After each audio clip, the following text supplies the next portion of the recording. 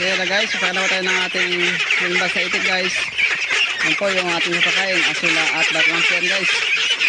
Yan guys, meron sa kalakas kumain ng asula guys.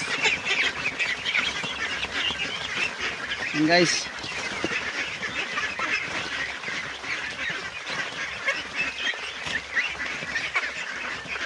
Asula-asula lang po yan guys. Aking tipid po yan para sa ating gastusin.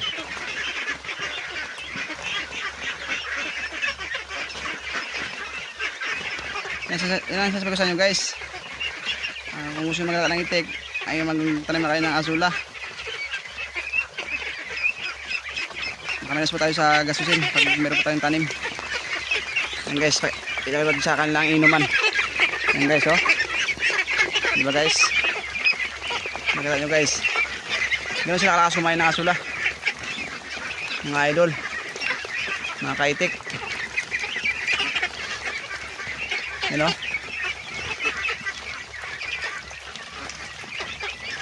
Yun. Yun. Yun. Yun. Yan mga idol.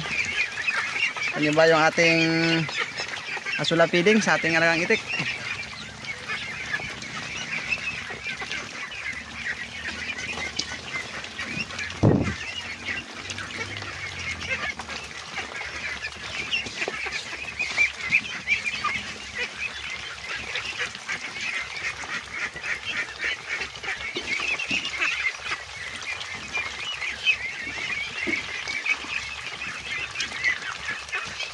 Guys, ubos na guys yung asula at barak na ating pinaghalo guys. Yan guys, kailan sa kala guys kung ito na guys. O diba? Simot na simot talaga guys, oh. Napakan pa guys. Ay.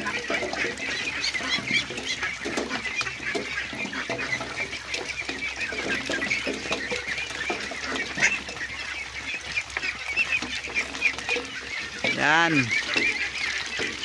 Yan patuloy na kumakain talaga ng asula yung ating alang itik.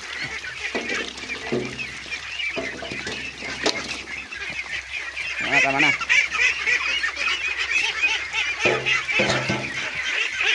Yan guys, ubos na po lang yung ating binigyan na pagkain. Isimot lang po yan guys yung sarapal. Yan o. Diba guys? Ito guys ang inuman yung kanilang inuman ng tubig. Dumudumi lang po yan guys pag ininom pa sila kasi yung tubig na ano po ng darak kaya ganyan po yung kulay. Okay lang po yan guys kasi dami yan sa kanilang kinain. Ito lang po guys yung aking video. Thank you po sa panonood at suporta. God bless po.